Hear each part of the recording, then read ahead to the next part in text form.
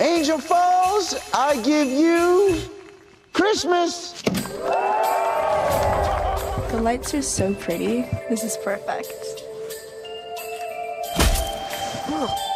What did you eat?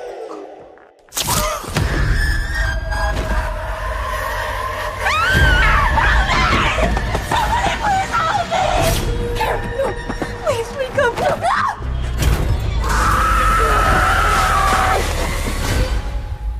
Mayor Waters? Last Christmas still haunts me. Time to let that go.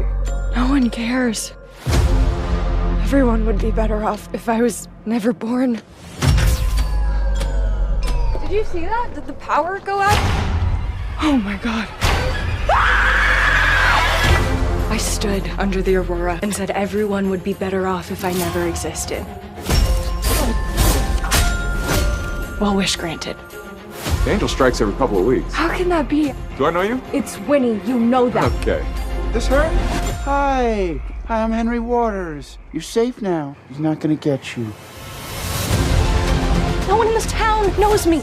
Who are you? Dad, you weren't around to stop him, so he just kept going. He likes killing. I'm here now. Let's have some fun. Hey, you! Hey, Merry Christmas.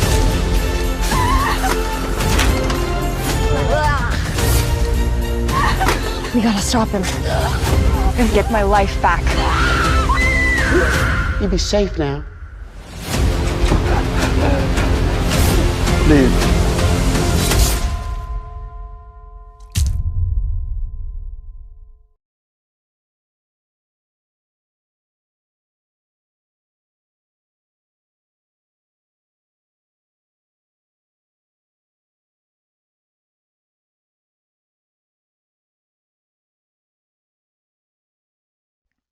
Hello, everyone. I am Sean, and welcome back to my Horror Corner. Thank you all so much for watching the video. I know I say it every time, sound like a broken record, but do want to get it out there. So I really do appreciate you watching today. Thank you so much. And for those of you that have hit the subscribe button, a special thank you to you. I said when I first started doing this again this year that I wasn't doing it for numbers. I wasn't doing it to try to, build this huge following. I was doing it because it was fun for me. And while that still holds true, um, it is nice to know that there are people out there that support what I do and do subscribe and like watching the videos. Um, just got to talk to a couple of people about my channel yesterday and kind of promote it. They were going to check it out and subscribe, and that kind of thing just really does mean a lot to me. So I do appreciate the support. Thank you so much for being a subscriber to the channel. And if you haven't yet, maybe you'll enjoy today's video enough to hit that subscribe button and follow me along as I continue to go through horror movies. Um, this week or this episode, we're going to continue with our Christmas horror thing that we've been doing. We've got a few episodes left of this before the holidays get here, and I'm trying to get back on schedule, as I mentioned in the last episode. For those of you that have watched it, kind of a crazy week threw me off a little bit, but getting back on track. Today's particular episode was supposed to be up a couple of days ago, and it just didn't happen. So I'm recording this morning, Saturday, December 14th, and I'm going to try to get this up today as well, and then get back on track and have a video coming out twice a week on Mondays and again on Thursdays. So that is the plan. Um, we'll hope that everything continues to go that way. So again, thank you all so much, and thank you for your patience as I continue to try to get this channel going again. I did, as I mentioned before, I did a YouTube channel last year. Uh, was really enjoying it, and um, on that one, actually, the following was really starting to grow and things were starting to take off, but just had a lot happening and kind of had to shut things down for a little bit, and made the mistake of deleting everything rather than just kind of setting it aside. And so I've had to start all over in the last few months, but it's still fun. I'm still enjoying doing it. And so thank you all so much again for joining me. That being said, I'm going to put my glasses on so I can read. We know how that goes. I do apologize again for the glare. But today we are going to be talking about a movie that was released last year called It's a Wonderful Knife. Of course, a spoof of the It's a Wonderful Life classic Christmas movie. And, I might be the only person on the planet, maybe I shouldn't even be admitting this, but I have never seen It's a Wonderful Life. I've seen parts. I've heard all about it. I know it's a big thing to a lot of people, but yeah, I've never seen that movie. Maybe I should check that out at some point. But again, I know the premise, so I know where this pulls from and kind of what's happening here. But so let's talk about today. It's a Wonderful Knife from 2023. The film was released. It actually originally had its release at a October 8th, 2023 Beyond Fest Film Festival, but then was released in the United States on November 10th, 2023. Film is directed by Tyler McIntyre, written by Michael Kennedy, produced by Seth Kaplan, Michael Kennedy, and Daniel Beckerman. It stars Jane Widdop. Maybe I messed that name up, but we all know through watching my channel that I am terrible with names. Also starring Jess McLeod, Joel McHale, Catherine Isabel, William Davis, and of course Justin Long. Cinematography done by Nicholas Padnick. Edited. I'm not even trying that one. You can look that up if you'd like. Music by Russ Howard III. Production company was Divide and Conquer. It was distributed by RLJE Films and Shudder. Has a runtime of 87 minutes and box office of 1.3 million. I was going to glance real quick. Sometimes some of these things are a little harder to find than others. Now I'm sure you can really dig in and come up with more information, but in trying to kind of get some things back together, I didn't do that. I do believe, yeah, again, I did not see a budget for this film. I wanted to just double check to make sure I didn't miss anything, but yeah, I'm not seeing it. 1.3 million at the box office. I did not see this movie, so this was the second time that I watched this film. I watched it yesterday to prepare for this episode this morning, and the first time I had seen this movie was probably last year, shortly after it came out on Shudder. I really thought it was on Netflix, but maybe it was on Shudder when I watched this the first time. I remember being a little underwhelmed the first time I saw this film. Maybe, I don't know. There was just something about it that didn't really do it for me. Not that I thought it was a bad film. It just, I watched it and I was like, okay, it was just another one of those kind of average things. But I did want to watch it again this year because I knew I'd heard some other people talk about it that really liked the movie. So I wanted to watch it again for this run of Christmas horror films that I'm doing. And so I watched it again yesterday. um, yeah, and we'll get into what I think after a second watch to see if my opinion changed any. But uh, before I do that, if you do not know the premise of this film or what this movie is about, then I'm going to just give you a brief synopsis of this movie. So, Winnie's life is less than wonderful 1 year after saving her town from a psychotic killer on Christmas Eve. When she wishes she was never born, she finds herself magically transported to a nightmarish parallel universe. With the murderous maniac now back, she must team up with a misfit to identify the culprit and get back to her own reality. So there's again a brief synopsis of It's a Wonderful Knife. Um,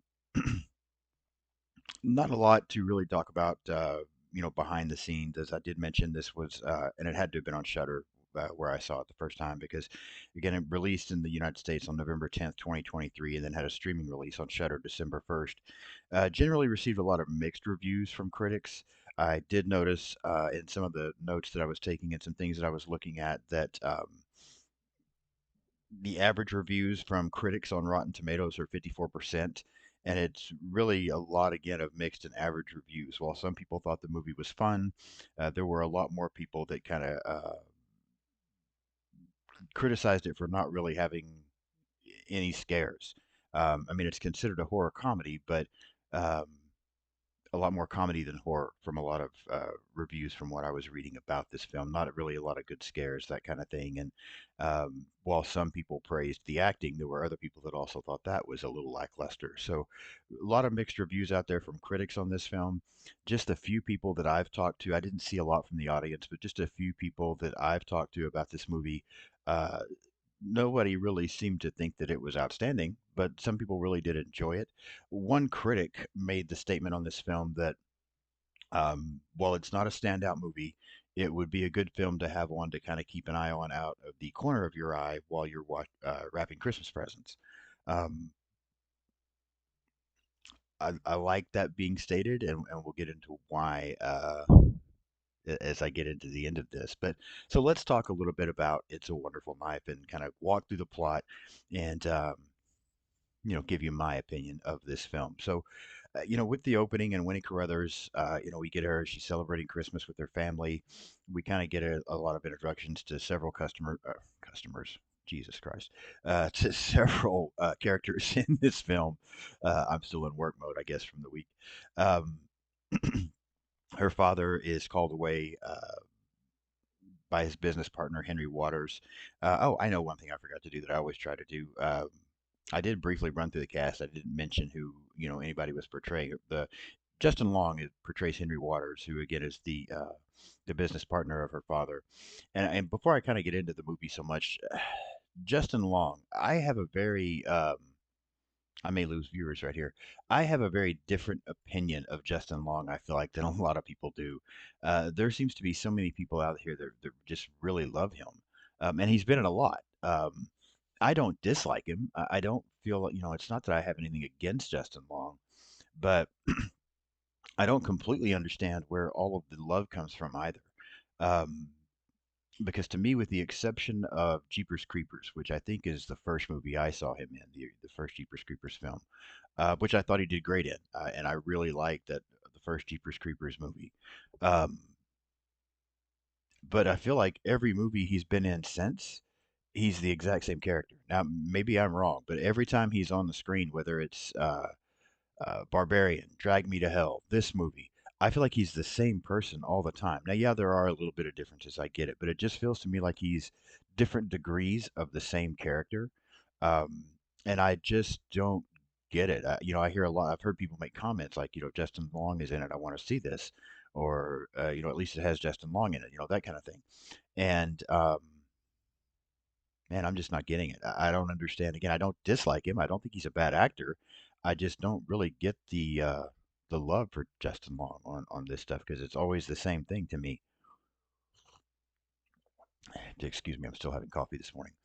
But yeah, I just kind of wanted to mention that because I'm curious, for those of you who don't mind interacting with me and leave comments, I want to know your thoughts on Justin Long as well. Leave me a comment, let me know. Do you think he's, is he great? Am I missing something here? Or are you with me that he's just kind of there and you don't get it? I'm just curious. I was thinking about that last night as I was kind of looking over some things for this and getting ready to do this recording today. So just a little side note there about Justin Long. I'm curious what everybody else thinks on him. Back to the movie. Um, so we get this with Winnie, and she's finding out that again they're trying to celebrate Christmas. Her dad has been called away. Uh, the Henry Waters, again, her dad's business partner. He's the CEO of Waters Industry, and he is trying to persuade a longtime local resident to sign off uh, to get his house demolished to make room for a massive shopping mall. The guy refuses because he wants to give his house to his granddaughter Kara, who is Winnie's best friend. Later, after he refuses, we find a masked assailant who becomes known as the Angel kills Roger, this guy who wouldn't sign off on his home.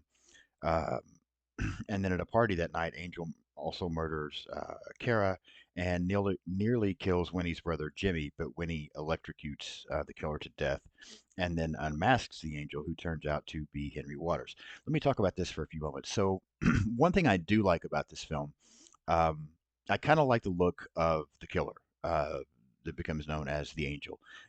Being a big slasher fan, and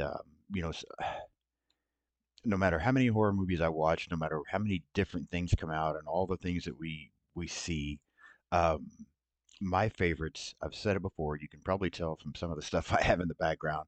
Is always going to be these classic slashers. I love Michael Myers. I love Jason. I love Leatherface. I love Freddy.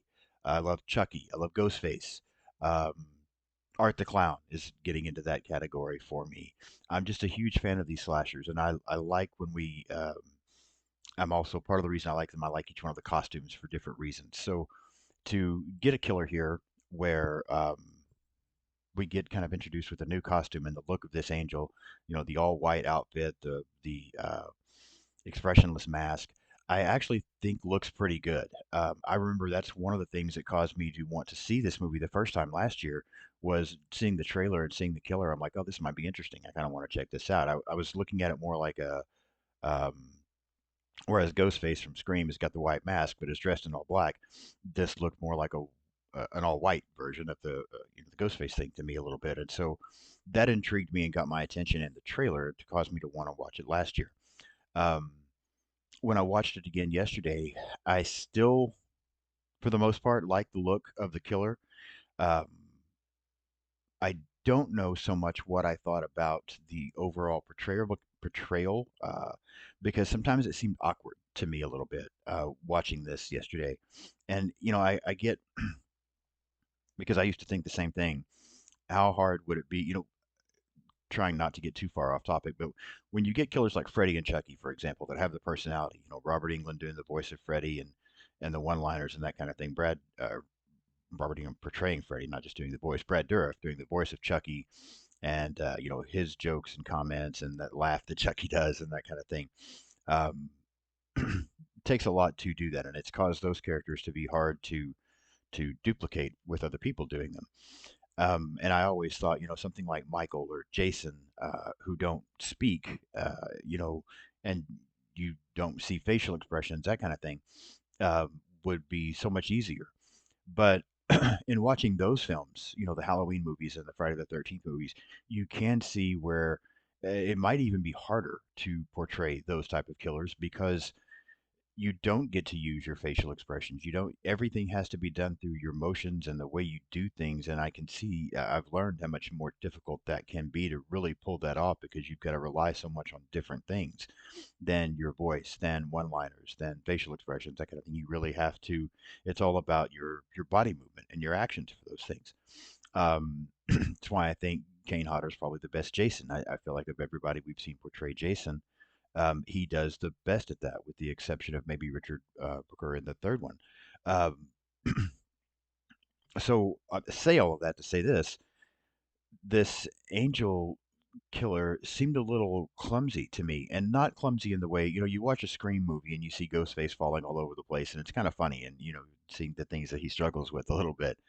But this wasn't awkward or clumsy like that. It was more awkward or clumsy like whoever was in the costume may have been having a hard time moving around or just pulling it off a little bit. I just thought it seemed a little bit awkward. I like the look of the killer, but again, it just seemed a little bit, I noticed in watching this yesterday, off to me for some reason. Something about it seemed, uh, not completely blaming the actor. Maybe the outfit was hard to move around in, but something just seemed awkward to me in watching this. Uh, Portrayal of this angel killer. Um, but again, that's just a little side note. I'm not saying it takes away from the film. I don't mean it in that way at all. But I did notice it. It stood out to me a little more watching this yesterday. 1 year later, after Winnie has, electrocuted this killer, David, her father, is now the CEO of Waters Industry. Winnie is still grieving Kara's death from the year before, but it seems like her family has moved on. She attends a, excuse me, a Christmas party at her boyfriend's house, um, where she befriends a social outcast named Bernie. Um, Before discovering that her boyfriend has been cheating on her, distraught, Winnie goes outside to her bridge. She gets to looking up at these aurora lights and wishes that she had never been born. And then we have, the aurora lights seem to disappear for a minute. The power goes out in the town, and when things come back on, Winnie is now in a completely different, kind of a different universe. The angel killer is back. He briefly chases her. She starts realizing that none of these people, everybody's different. There's a different sheriff, and um, no one recognizes her. No one knows who she is. She goes to see her family. They don't even know who she is. So she kind of realizes that she's been, put into this alternate universe. Um, Kind of trying to look at some things here just to make sure there was nothing that I didn't miss. But she also discovers that her brother was killed by the angel killer. There's been several more people killed. And so uh, she goes to a Christmas party. She begins talking to Bernie, trying to explain to her who she is and where she's from and what's going on. Bernie seems to somewhat believe her. They also discover that the angel killer seems to be targeting teenage children of homeowners whose properties Henry wanted to acquire. And so they now decide that they've got to convince people that Henry Waters is the bad guy here again, and that they need some help in getting rid of, him one more time. She tries to convince her father, but he refuses to listen to her. He wants her to leave because he still doesn't believe she's his daughter. Um, as she's leaving that house, she sees the angel killer killing her mother, and then tries to attack her and her friends. They manage to unmask the killer, knock him out, and unmask him, and discover that it's her father, David, who is behind the mask. He regains consciousness, but they're able to get away. They lure him into, I think it's a movie theater. Sorry, Joe, blank there for a second, where they're able to kill him. And then going back to the Aurora Lights, she feels like, they feel like they've taken care of the killer again, and she wants to get back home, but nothing really seems to be working. And they then stumble upon a looks like a town meeting being held outside, and she realizes that Henry is still this huge threat, and that he's going to have to die before she can return to her original timeline. Um, they come across again this town meeting, this rally, and it's being hosted by Henry Waters. And they realize that everyone there seems to be in some type of a trance, that they're all under this spell that Henry has cast upon people. And here, as we start going through this, the movie gets very, I don't know, kind of clunky to me. The ending of this film is just, throughout this movie up until this point, I found myself, okay, there were some things I enjoyed, some things I didn't. I thought the acting's fine, the cinematography's okay. I mean, everything seems okay, but nothing's really standing out and being, amazing in my opinion. So as I'm watching this movie, I'm finding myself thinking, okay, this is really just my opinion last year hasn't really changed. It's still just a pretty average, basic film. And then we get to this ending, and I just really don't like the ending of this movie. This town meeting where somehow now Henry has cast a spell over the entire town, and everyone's in a trance, and he's killing people, and he kills the sheriff there in front of everyone at the town meeting. Um, it just all seemed so awkward. It seemed so forced. It didn't seem to. I don't know. It just something about it did not work for me. I thought the ending was very very blah, in my opinion, and just didn't come together right. It just didn't work for me. And even when Winnie and Bernie get up there on the stage and they have their interaction with Henry, and they end up hitting him several times, knocking him down, and this seems to snap the people out of this trance, and the people attack. And then Winnie gets to go home, and she wakes up, and now her family's back together, and everyone's celebrating Christmas, and she brings Bernie in, and till we get the happy ending. It just all seems so rushed and again so forced to me. The ending of this movie was, in my opinion, a huge disappointment. It just wasn't good, um, which is saying a lot considering the fact that I just thought the movie was mediocre up until then. So I struggle with this film. All of that to say over the last 20 minutes that I struggle with this film a little bit. I don't think this one's a good one. Um, I can't really, there's not anything other than the look of the killer that I thought stood out and was great in this movie. Again, everything was just okay, uh, pretty mid until we get to the end, and then it just kind of fell off the edge and went downhill from there. So for me, on It's a Wonderful Knife, um, again, my rating scale 1 to 5, 5 being excellent, 4 being very good, 3 being good to average, 2 being not good, 1 being bad. Um, Boy, I struggle with this one. Uh, I would give this movie 1.5, I think, out of 5. I was thinking about being a little more generous when I first got ready to start talking about this because I don't come up with my rating and have it ready when I start doing these. I kind of wing it as I go through talking about the movie and remembering things and then give my rating just kind of spur of the moment. I was going to try, I thought, to be a little more generous with this one, but as I got to the end, yeah, it just, this movie doesn't do it for me. The look of the killer, and a very few comedic things throughout the film, very few. Um, Keep it from being a complete one, but barely. So I'll go 1.5 for It's a Wonderful Knife. Um, yeah, that's where I'm at on this one. Just not a good one in my opinion. So far, of all of the Christmas horror films that I've gone through, this one's been my least favorite, and that's saying something. So, yeah, it's a Wonderful Knife, 1.5 out of 5 for me. I want to know what you think. So, if you've seen It's a Wonderful Knife, let me know what you think about this movie. Do you enjoy it? Do you not enjoy it? Do you think I'm way off the mark here and it's much better than what I was seeing, or are you right there with me and it's just not a good movie? I'm very curious as to what you think about that. I want to know what you think about Justin Long. I want to know what you think about the look of the Angel Killer. Let me know what you think about It's a Wonderful Life, and let me know what you think about my channel. Again, I realize not the best background, but it's all I got right now. So um, I'm open to constructive criticism and suggestions from people. So interact with me. Hit the like button on today's video. Leave me your comments, letting me know what you think about my channel and about this movie. And if you haven't already, please hit that subscribe button. You can find me on social media. I have trimmed it down a little bit. At one point, I was using pretty much every social media aspect or outlet there was. But I've kind of trimmed that down a little, primarily now on Twitter, Blue Sky, and TikTok for now. Um, Facebook and Instagram, I've kind of been using on a more personal note, but we'll see what happens with that going forward. So yeah, look me up at Twitter, Blue Sky, and TikTok. Follow me there. Subscribe to the YouTube channel, and I will be back in a couple of days with a new episode for a new movie. Hopefully, Silent Night, Deadly Night. That's what I'm planning on for the next one. So thank you all again so much for watching. Have a great day. I'll see you soon.